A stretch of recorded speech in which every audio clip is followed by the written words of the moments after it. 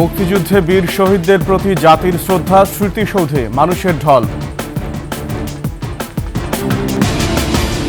Oligarch S আলমের 2 লাখ কোটি টাকার ব্যাংক লুট, জব্দ হয়েছে সীমিত সম্পদ। সিগন্যাল কেলেঙ্কারিতে জেরার মুখে যুক্তরাষ্ট্রের গোয়েন্দা প্রধানরা পাত্তা দিচ্ছেন না ট্রাম্প।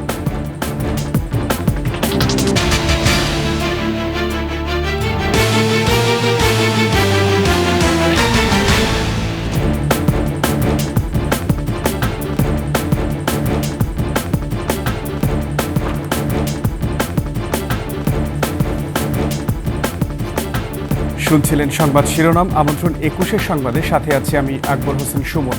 দর্শক, 21 টেলিভিশনের সংবাদ একই সাথে সরাসরি দেখতে পাবেন আমাদের ফেসবুক পেজ www.facebook.com/2124 অনলাইনে।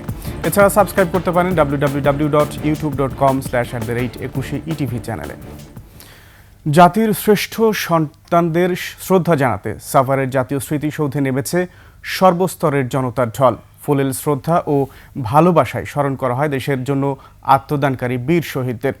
সকাল 6টায় রাষ্ট্রপতি মোহাম্মদ শাহাবুদ্দিন শ্রদ্ধা জানানোর পর প্রধান উপদেষ্টা ডক্টর মোহাম্মদ ইউনুস শ্রদ্ধা জানান।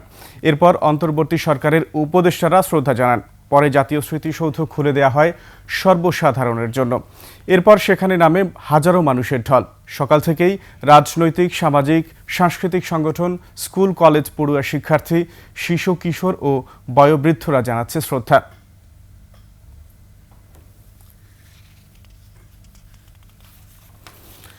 দর্শক, সাভারে জাতীয় স্মৃতিসৌধে আছেন আমাদের সহকর্মী আদিত্য মামুন। সরাসরি যুক্ত হচ্ছি তার সঙ্গে। আদিত্য, স্মৃতিসৌধের সর্বশেষ অবস্থা কি দেখছেন? ধন্যবাদ আকবর হোসেন সুমন আপনাকে। আপনার মাধ্যমেই দেখিয়ে দিতে চাই আসলে দর্শকদেরকে যে 54তম স্বাধীনতা দিবস সাভারের জাতীয় স্মৃতিসৌধ যে অঞ্চলটি, সেখানে আমরা অবস্থান করছি। সেখানে মানুষের, সর্বস্তরের মানুষের এবং বিভিন্ন রাজনৈতিক, সামাজিক, সাংস্কৃতিক সংগঠন যেগুলি আছে, যারা প্রতি বছর ফুলেল শুভেচ্ছা জানায়, শ্রদ্ধা জানায় মহান স্বাধীনতা যুদ্ধে বীর সেনানী সহ 30 লক্ষ মা বোনের স্মৃতির উদ্দেশ্যে যে জাতীয় শহীদ মিনার, সেখানকার শহীদ মিনারের পাদদেশে শ্রদ্ধা নিবেদন হয়। তারই অংশ হিসেবে এবারও সেই উদযাপনটি শেষ হয়েছে বলা যেতে পারে। যে বিভিন্ন সংগঠন যারা আছে তারা শ্রদ্ধা জানিয়েছেন, কথা বলেছেন, বিভিন্ন বিষয় তার আশা আকাঙ্ক্ষার কথাও তারা আমাদেরকে জানিয়েছেন। তো সার্বিকভাবে যে বিষয়, যে একটি বিধ্বস্ত দেশের যে পরিস্থিতি এখন, সেটিকে যেন দ্রুত কাটিয়ে ওঠা যায়, সেটি অর্থনৈতিকভাবে, সামাজিকভাবে, রাজনৈতিকভাবেও যেন এই সংকট এবং অচল অবস্থা কাটিয়ে মানুষ আবারও সুখী সমৃদ্ধ জীবন যাপন করতে পারে, সেটির প্রত্যাশা সাধারণ মানুষের, রাজনৈতিকবিদদেরও। তো তবে তারা, রাজনীতিবিদ যারা আছেন, তারা কথা বলেছেন আমাদের সঙ্গে শ্রদ্ধা জানাবার পরে। তারা জানাচ্ছেন যে ডামাডোল শুরু হয়েছে, সে নানান বিষয়ে অনেক থাকলেও নির্বাচনের যেন দলগুলি ঐক্যবদ্ধ এবং সুষ্ঠু গণতান্ত্রিক নির্বাচনের মাধ্যমে একটি রাজনৈতিক শক্তি যদি রাষ্ট্রীয় ক্ষমতা পরিচালনায় আসে, তাহলে হয়তোবা এই সমস্ত সংকট দূরীভূত হয়ে স্বাধীনতার যে মূল মর্মবাণী যেটি আছে, নির্যাস যেটি আছে, যেটি 1971 সালে রক্তক্ষয়ী স্বাধীনতা যুদ্ধের মাধ্যমে এই বাঙালি জাতি অর্জন করেছিল, সেটি হয়তোবা আবারও পুনরায় ফিরে পাওয়া যেতে পারে। তো আকবর হোসেন সুমন, সকাল থেকেই রাষ্ট্রপতি নিবেদন করেন জাতির সন্তান যারা আছেন, বীর সেনানী যারা আছেন, তাদের স্মৃতির উদ্দেশ্যে শ্রদ্ধা নিবেদনের পর তারা যখন স্মৃতিসৌধ ত্যাগ করেন, তারপরেই বিভিন্ন রাজনৈতিক সামাজিক দল, সামাজিক সাংস্কৃতিক সংগঠনের শ্রদ্ধা নিবেদন এক পর্যায়ের মানুষ ঢল নেমেছিল, যেটি এখন অনেকটাই শেষের দিকে। তো আকবর হোসেন সুমন, এই ছিল সাভারের জাতীয় স্মৃতিসৌধ থেকে আমার মহান স্বাধীনতা দিবসের সর্বশেষ পরিস্থিতি। আকবর। আদিত্য, আপনাকে ধন্যবাদ। দর্শক, সাভার স্মৃতিসৌধ থেকে আমাদের সঙ্গে যুক্ত ছিলেন আদিত্য মামুন। সারা দেশে নানা আয়োজনে মহান স্বাধীনতা দিবস পালন করছে জাতি। জেলার শহীদ স্মৃতিসৌধে পুষ্পস্তবক অর্পণ ও পতাকা উত্তোলনের মাধ্যমে স্মরণ করছে দিনটিকে। প্রতিনিধিদের তথ্যচিত্রে ডেস্ক রিপোর্ট। যথাযোগ্য মর্যাদায় রাজধানীসহ সারা দেশে ৫৪তম স্বাধীনতা দিবস পালন করছে বিভিন্ন রাজনৈতিক, সামাজিক, সাংস্কৃতিক সংগঠন ও শিক্ষার্থীসহ সর্বস্তরের মানুষ। ভোরে রংপুর কেন্দ্রীয় শহীদ মিনারে ফুল দিয়ে শ্রদ্ধা জানান জেলা বিভাগীয় কমিশনার শহীদুল ইসলাম।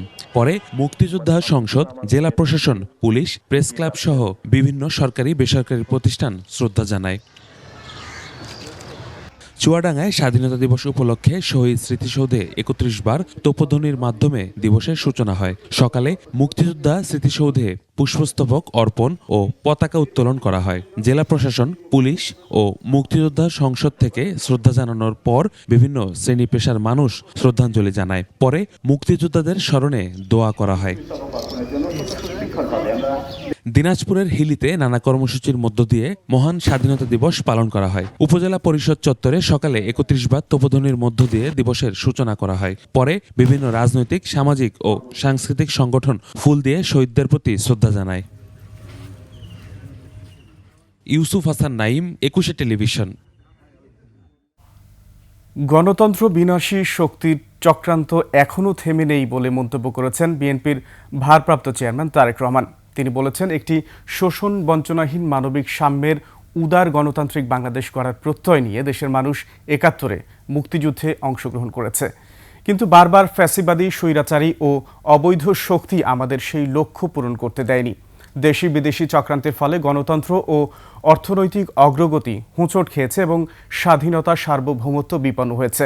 মহান স্বাধীনতা দিবস উপলক্ষে মঙ্গলবার এক বাণীতে এসব কথা বলেন তারেক রহমান। সবাইকে স্বাধীনতা দিবসের শুভেচ্ছা জানিয়ে তিনি বলেন, মহান স্বাধীনতা ও জাতীয় দিবসে আমাদের জাতীয় জীবনে নবীন সূর্যোদয়ের মধ্য দিয়ে একটি নতুন অধ্যায়ের সূচনা হয়।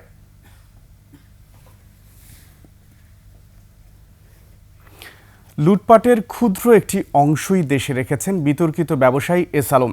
প্রায় ১ ডজন ব্যাংক ও প্রতিষ্ঠান দখল করে এই ব্যাংক মাফিয়া লুট করেছেন অন্তত ২ লাখ কোটি টাকা, যা পাচার হয়েছে Singapore, British virgin island, Dubai সহ নানান দেশে। এখন পর্যন্ত সরকারি বিভিন্ন সংস্থার মাধ্যমে তার যে পরিমাণ সম্পদ জব্দ হয়েছে তা একেবারেই নস্যি। সঞ্জয় অধিকারী রিপোর্ট। ব্যাংক লুটেরা সাইফুল আলম মাসুদ ওরফে এস আলমের সামান্য সম্পদই দেশে রেখেছেন। ঋণের নামে ব্যাংক খাত থেকে অন্তত $10 বিলিয়ন লুটপাট করেছেন তিনি। বাণিজ্যের আড়ালে ৯-৬ করেছেন বিপুল অর্থ। পাচারের অর্থে সিঙ্গাপুরে ব্যবসায়িক সাম্রাজ্য গড়ে তুলেছেন এই ব্যাংক খেকো। সিঙ্গাপুরের জালান মেরলি মাউতে এই প্রাসাদ বাড়ি। ২০১৯ সালে ১২,২৬০ বর্গফুট জমিতে এটি নির্মাণ করেন এস আলম, যার বাজার মূল্য ৩০ মিলিয়ন সিঙ্গাপুরি ডলার। প্রাপ্ত তথ্য অনুযায়ী সিঙ্গাপুরের ৩টি হোটেল ও রিটেল স্পেসে প্রায় ৭০০ মিলিয়ন সিঙ্গাপুরি ডলার বিনিয়োগ করেছেন এস আলম ও তার স্ত্রী ফারজানা পারভিন, বাংলাদেশি মুদ্রায় যা ৬,৫১০ কোটি টাকা। ব্রিটিশ ভার্জিন দ্বীপপুঞ্জে এস আলম ও তার পরিবারের অন্তত ১৮টি কোম্পানির খোঁজ মিলেছে। তথ্য অনুযায়ী ২০১১ সালে দ্বীপটিতে ক্যানালি লজিস্টিক্স নামে প্রথম একটি কোম্পানি নিবন্ধন করেন তিনি। এরপর ২০১৬ থেকে ২০২২ সাল পর্যন্ত ব্রিটিশ ভার্জিন আইল্যান্ডে ১১টি কোম্পানি নিবন্ধন করেন। বাংলাদেশ ব্যাংকের তথ্য বলছে, এস আলম ইসলামী ব্যাংক থেকে ঋণের নামে ৭৩,০০০ কোটি টাকার বেশি বের করে নিয়েছেন। এর বিপরীতে জামানত দেওয়া সম্পদের মূল্য মাত্র ৪,৩৫৯ কোটি টাকা। এছাড়া ফার্স্ট সিকিউরিটি ইসলামী ব্যাংকের ৫০%, ইউনিয়ন ও গ্লোবাল ইসলামী ব্যাংকের অন্তত ৮০% ঋণ একাই নিয়েছেন এস আলম। সোশ্যাল ইসলামী ব্যাংক, জনতা ব্যাংক থেকেও ঋণের নামে হাজার হাজার কোটি টাকা নিয়ে পাচার করেছেন তিনি। এস আলমের থাবা থেকে রেহাই পায়নি ২১ টেলিভিশনও। ক্ষমতাচ্যুত হাসিনা সরকারের প্রত্যক্ষ সহযোগিতায় ২১ টেলিভিশনকে প্রায় ১ দশক দখলে রেখে লুটপাট করেছেন তিনি। হাসিনার পতনের পর এস আলম ও তার পরিবারের কাছ থেকে সম্পদ উদ্ধারের চেষ্টা করছে অন্তর্বর্তী সরকার। তৎপর হয়ে উঠেছে দুর্নীতি দমন কমিশন, বিএফআইইউ সহ সরকারের নানা সংস্থা। এরই মধ্যে এস আলম ও তার পরিবারের অন্তত 227টি ব্যাংক হিসাব জব্দ করা হয়েছে। এছাড়া তার নিয়ন্ত্রণে থাকা ইসলামী ব্যাংকে 83% শেয়ার সহ লুটের শিকার ব্যাংকগুলোতে এই মাফিয়া পরিবারের সব শেয়ার জব্দ করা হয়েছে। এছাড়া দেশের বিভিন্ন জায়গায় থাকা কয়েকশো একর সম্পত্তি রয়েছে জব্দের তালিকায়। সঞ্জয় অধিকারী, 21 টেলিভিশন, ঢাকা। যুক্তরাষ্ট্রে এবার বিতর্কের ঝড় তুলেছে সামরিক পরিকল্পনা নিয়ে সিগন্যাল অ্যাপের গ্রুপ চ্যাটে সাংবাদিককে যুক্ত করা। এর মধ্যে কংগ্রেস শুনানিতে জেরার মুখে পড়েছেন শীর্ষ 3 গোয়েন্দা কর্মকর্তা। পুরো দায় নিয়েছেন জাতীয় নিরাপত্তা উপদেষ্টা মাইক ওয়ালটজ। স্থানীয় সময় মঙ্গলবার কংগ্রেসের উচ্চকক্ষ সিনেটে ইন্টেলিজেন্স কমিটির শুনানিতে জাতীয় গোয়েন্দা পরিচালক তুলসী গ্যাবার্ড, সিআইএর পরিচালক জন র্যাটক্লিফ ও এফবিআই পরিচালক ক্যাশ প্যাটেলকে জিজ্ঞাসাবাদ করা হয়। ডেমোক্র্যাটরা এই বিষয়টিকে গুরুত্ব দিলেও প্রেসিডেন্ট ট্রাম্প সহ রিপাবলিকান দলের আইন প্রণেতারা একে গুরুতর মনে করছেন না। ট্রাম্প দাবি করেন ওই গ্রুপ চ্যাটে প্রয়োজনীয় বা গোপনীয় কিছু ছিল না। ইয়েমেনের হুথিদের ওপর বিমান হামলা নিয়ে আলোচনা হয় ওই গ্রুপে। ভাইস প্রেসিডেন্ট জেভি ভ্যান্স ও প্রতিরক্ষামন্ত্রী পিট হেগসেথ ছাড়াও মন্ত্রিসভার একাধিক সদস্য ছিলেন ওই গ্রুপে, যেখানে দ্য আটলান্টিক পত্রিকার সাংবাদিক জেফ্রি গোল্ডবার্গকেও যুক্ত করা হয়।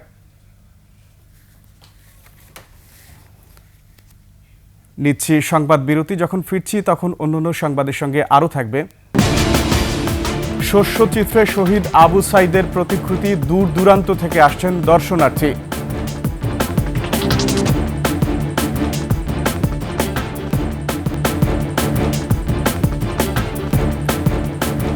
আবারও আমন্ত্রণ 21 সংবাদে। বৈষম্য বিরোধী ছাত্র আন্দোলনের শহীদ আবু সাইদের প্রতিকৃতি শস্যচিত্রে ফুটিয়ে তুলেছেন কৃষক এনামুল হক।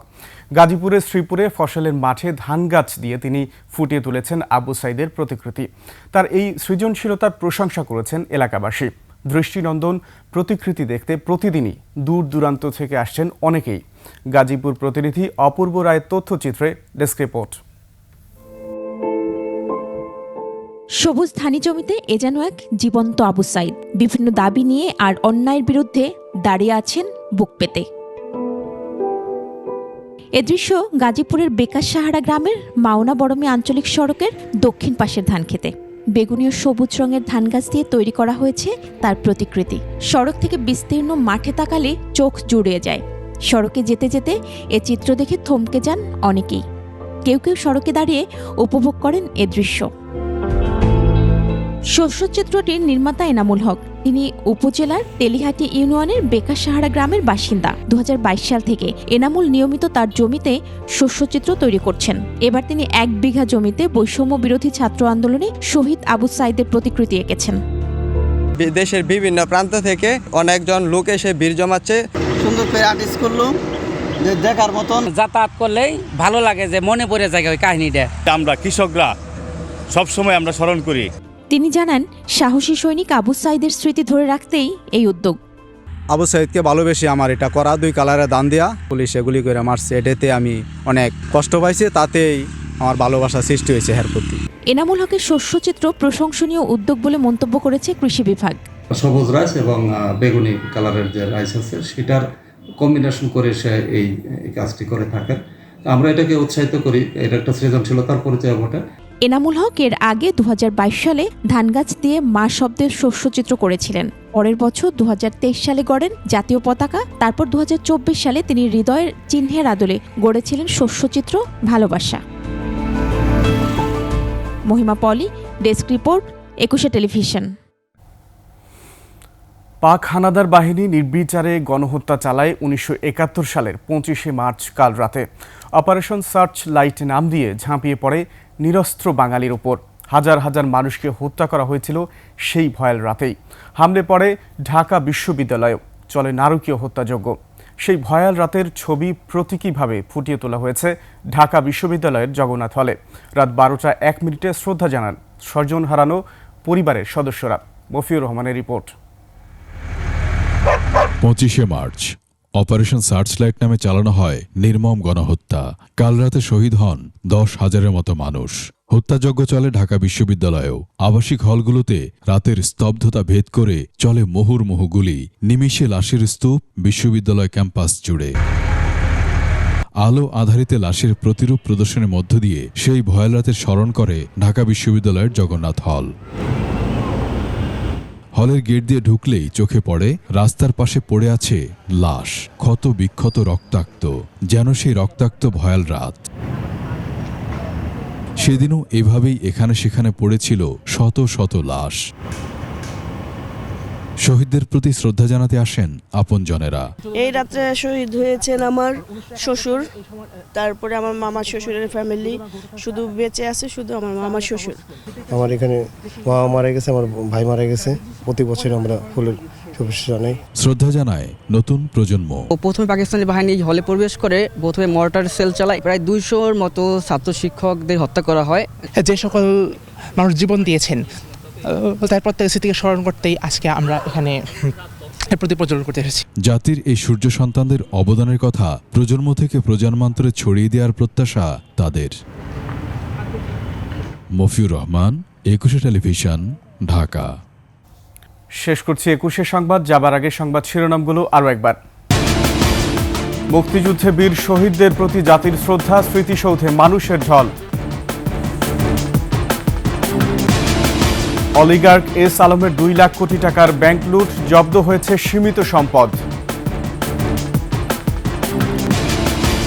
সিগন্যাল কেলেঙ্কারিতে জেরার মুখে যুক্তরাষ্ট্রের গোয়েন্দা প্রধানরা পাত্তা দিচ্ছেন না ট্রাম্প।